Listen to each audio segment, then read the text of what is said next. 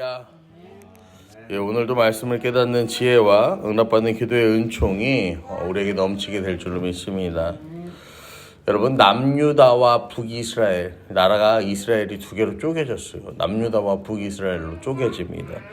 여러분, 쪼개진 나라는 밑에는 남유다는 2지파, 그리고 위에 북이스라엘은 10지파가 이제 갈라지게 되는 거죠. 여러분, 2지파 대 10지파로 갈라지는 건요, 공평합니까? 불공평합니까? 하나님은 공의로우시고 공정하신 하나님이신데 왜 하나님은 이렇게 불공평한 이 나라의 이 족속의 분배를 통해서 나라를 두 개로 쪼개셨을까요?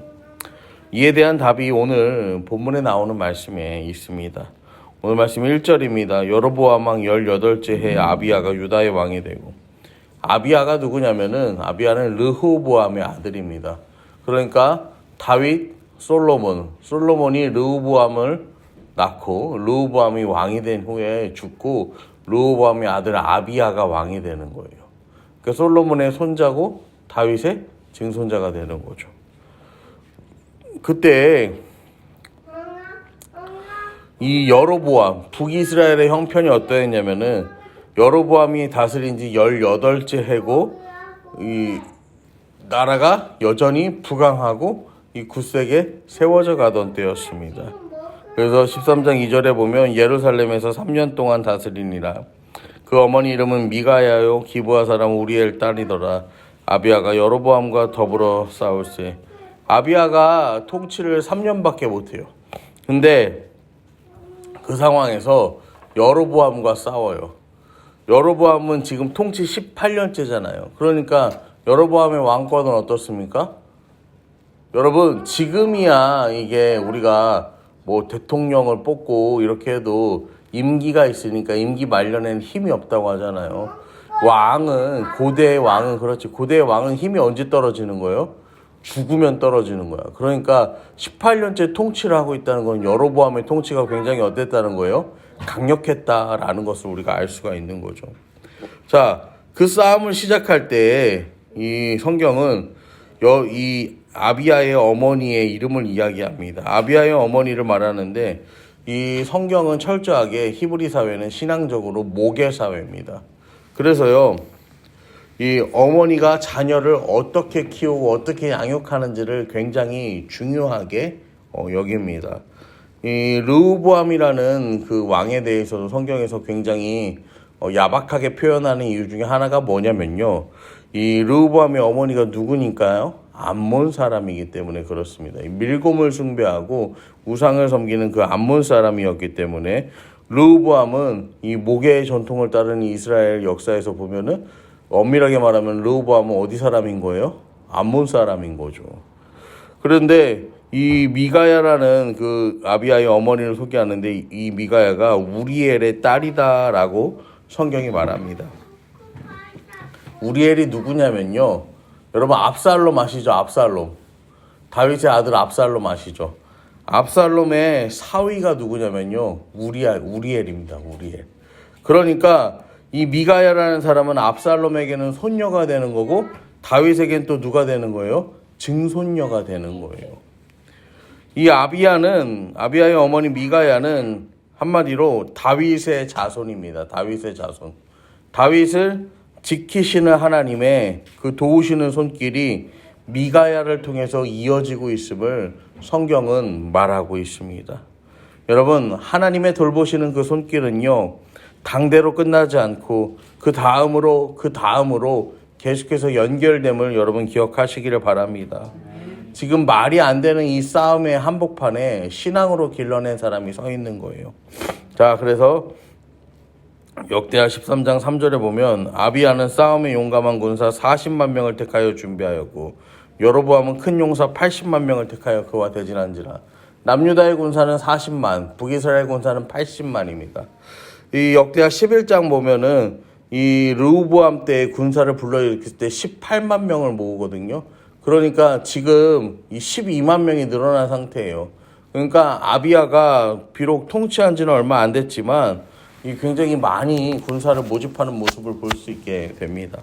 여러분, 우리가 상식적으로 생각해 보면 솔로몬의 아들 르호보암이 가지는 어떤 힘과 능력이 훨씬 강해야 하는데 한 대를 건너뛰어서요. 그 아들의 왕권과 세력이 더욱 강해짐을 우리가 보게 됩니다. 여러분, 성경이 말하는 강함과 형통의 기준은 하나님과 동행에 달려 있음을 여러분 우린 기억해야 합니다. 하나님과 우리가 얼마나 함께 하는지, 하나님과 함께 걷는 그 걸음이 얼마나 중요한지를 다시 한번 여러분의 가슴 가운데 새기는 오늘 하루 되기를 축복합니다. 그러면서 병력이 40만 명이나 돼요. 많아졌어. 그런데 여전히 여로보암의 군대는 몇 명이래요? 80만 명이라고 성경은 말합니다. 여러분, 이 당시 전쟁은 무조건 인원 싸움이에요. 그러니까 80만 대 40만. 두 명이서 협력해서 한 명만 상대해도 어때요? 이 전쟁이 될 턱이 없어요. 근데 이 싸움에 대해서 아비야가 이제 전쟁터에서 선언을 합니다. 선포를 하는데 13장 5절에 보시면 이스라엘 하나님 여호와께서 소금 언약으로 이스라엘 나라를 영원히 다윗과 그 자손에게 주신 것을 너희가 알 것 아니냐. 이스라엘이란 나라의 정체성이 어디 있냐. 하나님께서 다윗과 다윗의 그 자손에게 주신 나라다. 이게 소금 언약이라는 거예요. 여러분, 사막은 다 변하는 곳이에요. 그 중에 변하지 않는 여러 가지들 몇 가지가 있는데 그 중에 하나가 돌이고 또 그 중에 하나가 소금이에요. 그러니까 이 소금은 방부제 역할도 하고 썩지 않기 때문에 또 소금으로 이 소금 언약이라는 이런 것들이 있는데 6절과 7절에 보면 다윗의 아들 솔로몬의 신하 느밧의 아들 여로보암이 일어나 자기의 주를 배반하고, 여로보암이라는 사람에 대해서 이제 아비야가 이렇게 말하는 거예요. 너 신하였던 놈이 일어나서 자기 주인을 배반한 다음에 남봉꾼과 잡배가 모여 따름으로 스스로 강하게 되어 솔로몬의 아들 르호보암을 대적하였으나 그때 르호보암이 어리고 마음이 연약해 그들의 입을 능히 막지 못하였었느니라. 남봉꾼과 잡배가 따르는 무리가 뭐라는 거예요? 여로보암을 따르는 무리들. 북이스라엘 너희들의 이 정체성은 남봉꾼과 잡배들이 모여서 만든 나라에 불과하다라고 지금 아비야가 말하는 거예요. 여로보암의 정통성에 대해 비난하는 거죠. 또 13장 8절에 보시면 이제 너희가 또 다윗 자손의 손으로 다스리는 여호와의 나라를 대적하려 하는도다. 다윗 자손의 손으로 다스리는 여호와의 나라래요. 유다의 정통성을 말하는 거예요. 하나님 손으로 다스리는 이 나라다라는 거죠. 하나님은 이 유다와 함께 하신다. 근데 너희는 큰 무리요. 또 여로보암이 너희를 위하여 신으로 만든 금송아지들이 너희와 함께 있다. 너희가 따르고 너희가 믿는 거는 결국엔 뭐라는 거예요? 금송아지 아니냐. 이 우상을 숭배하는 것들. 하나님은 너희와 함께 하지 않으신다라는 거예요. 여러분, 사람들은요, 인원의 많고 적음을 봅니다. 그래서 사람이 많냐, 사람이 적냐, 이걸 봐요. 하지만 아비야는요, 인원의 많고 적음이 아니라 이 전쟁이 하나님의 통치 아래에 있다는 것을 그 믿음의 이 고백을 분명하게 드리고 있습니다. 너희는 큰 무리지만 결국에는 이 금송아지를 따르는 이 오합지졸에 불과하다라고 오늘 아비야는 말하고 있는 거예요. 그리고 우리는 비록 적지만 하나님이 이끄시는 하나님의 통치를 받는 하나님의 언약의 자손들이다라고 선포하는 거예요.